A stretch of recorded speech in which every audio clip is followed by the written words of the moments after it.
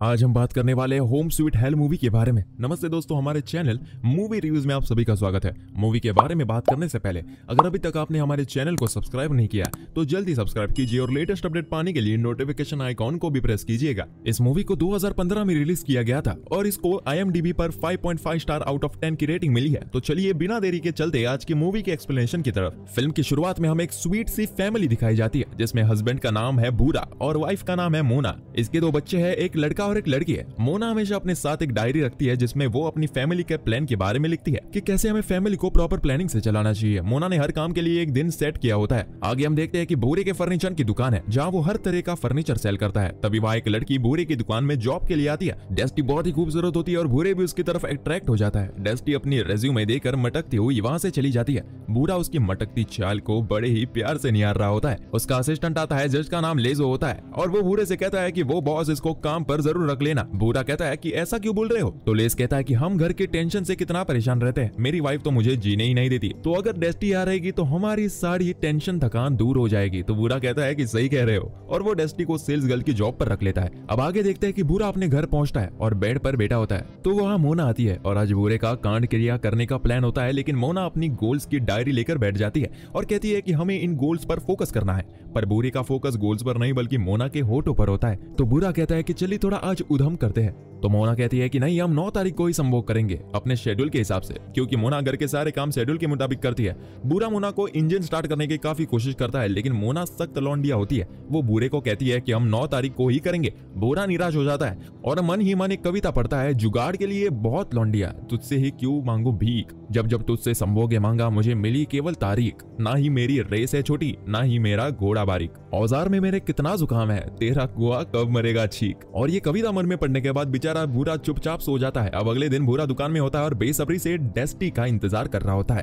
तभी वो वहां आती है और भूरे से कहती है कि आज मैंने सेल करी है। तो भूरा खुश हो जाता है और उसे गले लगाता है। भूरा पूछता है कि तुमने क्या सेल किया है? तो डेस्टी निराश मन से बताती है कि एक स्टूल बेचा है। भूरा कहता है कि कोई बात नहीं, सेल तो सेल होती है, चाहे वो कितनी भी छोटी क्यों ना हो। क्योंकि भूरे से दस्ती से सेल करानी थी तो बस उसकी रेल बनानी थी। दस्ती वहां से मटकती हुई चली जाती है और भूरा उसको देखता रहता है। आगे दिखाता है कि भूरा सड़क पर जा रहा होता है और फोन पे किसी से बात कर रहा होता है। तभी हम देखते हैं कि भूरा को एक लंबे बालों वाली टपोरी लौंडा फॉलो कर यामोना अपने बेटे को डांट रही होती है क्योंकि उसके फ्रेंच लेसन याद नहीं था, और साथ ही अपनी बेटी को प्यार कर रही होती है क्योंकि उसने फ्रेंच लेसन याद कर लिया होता है। यहाँ व्यूअर्स को पता चलता है कि मोना अपनी बेटी से प्यार करती है और बेटे से नहीं।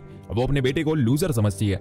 उसकी बेटी भी हमेशा अपनी मॉम को सपोर्ट में ही बोलती है। इस सीन में हमें ये पता चलता है कि मोना एक साइको टाइप की वुमन है। आगे हम देखते हैं कि मोना अपने बच्चों के साथ मार्केट जा रही होती है और तभी हम देखते हैं कि इस लंबे बालों वाले टपोरी लौंडे के साथ 2 और तगड़े गुंडे हैं जो मोना पर नजर रखे हुए हैं। आगे दिखाते हैं कि भूरे ने आज अपनी दुकान में पार्टी रखी होती है क्योंकि दस्ती के आने से फर्नीचर की सेल ज्यादा बढ़ गई है। वहाँ मोना भी आती है और दस्ती को देखती है। मोना बहुत चालाक होती है और दस्ती के चूतर देख के ही समझ जाती है कि भूरा उसे पेल सकता है क्योंकि मैं तो उसके दिए को तेल देती ही नहीं हूँ। तभी वो भूरे को ऑफिस में लेकर आती है और कहती है कि हाथ गड़ी करवाएगा। यहाँ हम व्यूअर्स को पता चलता है कि मोना कितनी कंजूस है। मतलब उसे पता होता है कि भूरा दस्ती की दस्त झाड़ने के चक्कर में है, लेकिन फिर भी वो भूरे को हाथ गाड़ी देने के चक्कर में तो भूरा गेट बंद कर देता है क्योंकि वो तरसा हुआ होता है। लेकिन मोना को ये भी उस पर रहम नहीं आता है कि वो कहती है कि मैंने प्लान बनाया हुआ है कि मैं तुम्हें किस दिन हाथ गड़ी दूंगी। यहाँ मोना को बस ये पता करना था कि भूरा मना करता है या नहीं, क्योंकि अगर वो मना करता है तो मतलब उसने दस्ती को पेल दिया है। मोना बहुत ही चालाक होती है और भूरा यहाँ निराश होकर मोना से कहता है कि ये क्या जुल्म है, हम शादीशुदा है और तुम सालों में सिर्फ 6 बार मुझसे संभोग करते हो,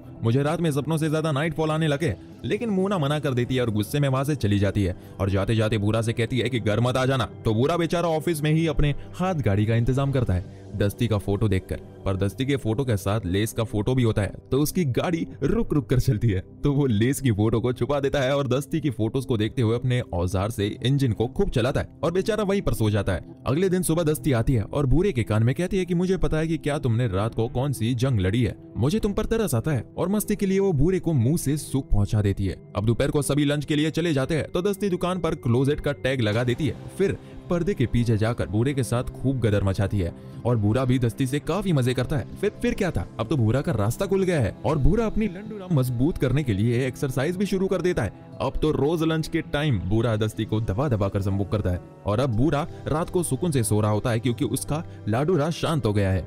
अब मोना अपने घर का पार्टी रखती है और दस्ती को भी इनवाइट करती है। यहाँ दस्ती की मुलाकात मोना से होती है। दस्ती को भूरे से भी ज्यादा खुजली होती है। वो मौका पाकर किचन में मस्ती करने लगती है मेरी वाइफ बहुत ही चालाक है, उसे पता चल जाएगा। तो यहाँ दोस्तों बूढ़े से पूछती है कि क्या तुम मुझे पसंद करते हो, तो बूढ़ा जल्दी जल्दी में हाँ कर देता है। यहाँ दोस्तों को बूढ़े को कुछ बताना होते हैं और वो एक कविता पढ़ती है।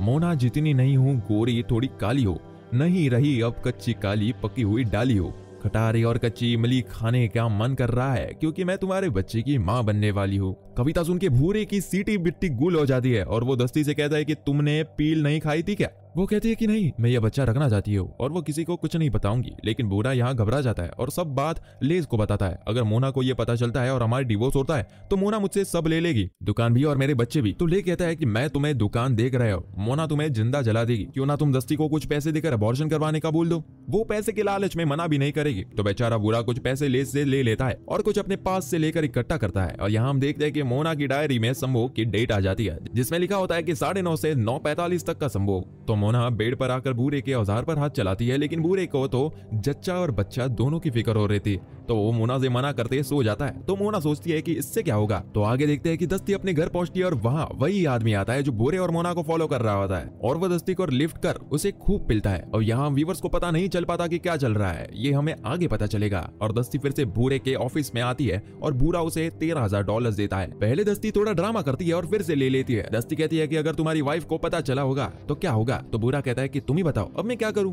तो दस्ती बूढ़े को ब्लैकमेल करती है और बूढ़ा ये सारी बातें लेस को बताता है। लेस कहती है कि तुम ये सारी बात मोना को बता दो तो दस्ती तुम्हें ब्लैकमेल नहीं करेगी। अब बूढ़ा हिम्मत करके ये बात मोना को बताना पहुंचता है और मोना से पूछता है कि क्या तुम मुझसे प्यार करती हो। मोना कहती है कि साफ साफ बताओ क्या बात है। तो बूढ़ा एक झटके में सब बता देता है। ये सब सुनकर मोना पहले तो बिल्कुल चुप हो जाती है और फिर रूम से बाहर जाती है और अपनी गोल्स वाली डायरी उठाकर लाती है।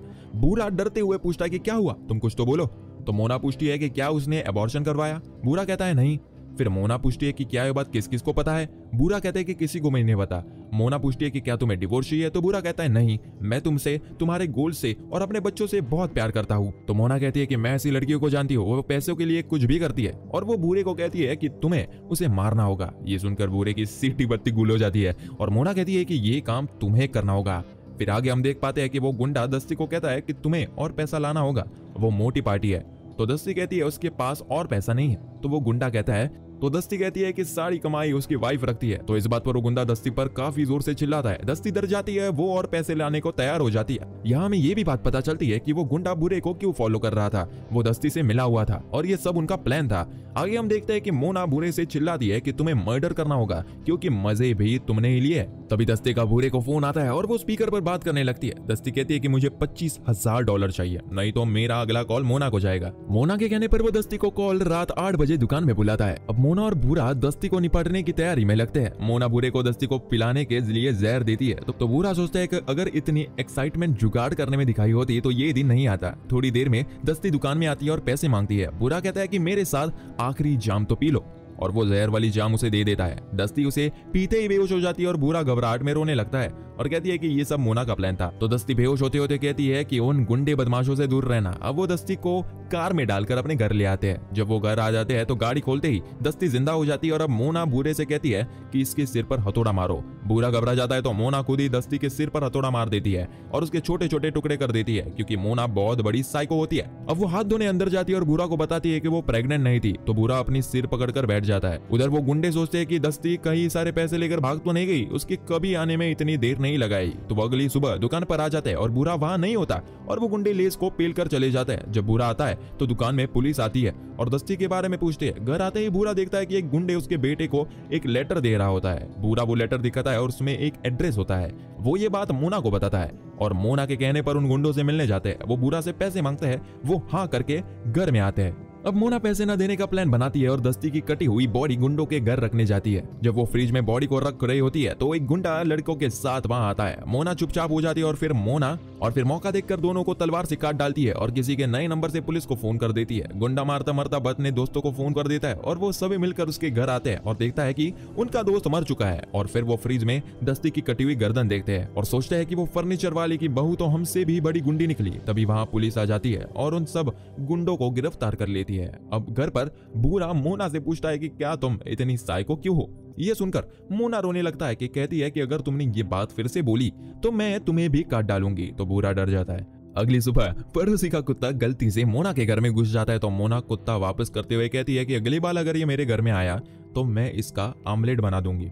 फिर कुछ दिनों बाद उनके घर में बच्चों की पार्टी होती है तो भूरा फ्रिज में उसके पड़ोसी के कुत्ते को मरा हुआ दिखता है। वो सोचता है कि इस तरह तो वो पूरा मेरा मोहल्ला निपटा डालेगी। तो भूरा एक प्लान बनाता है और अपने गैरेज में ट्यूब की वायर खोल देता है और सिलेंडर ओपन कर देता है। फिर मोना से कहता है कि क्या वो गैराज से कुछ बर्फ ला सकती है। जब मोना वहां जाती है, वहां स्विच ऑन करते ही चिंगारी उठती है और खुले सिलेंडर की वजह से बड़ा धमाका होता है और मोना अमरीश पुरी की तरह उड़ जाती है। यही मूवी खत्म हो जाती है। अगली मूवी के रिव्यू आने तक के लिए नमस्कार। तो दोस्तों, ऐसे ही मजेदार मूवीज के स्टोरीज जानने के लिए चैनल को सब्सक्राइब कीजिए और कमेंट करके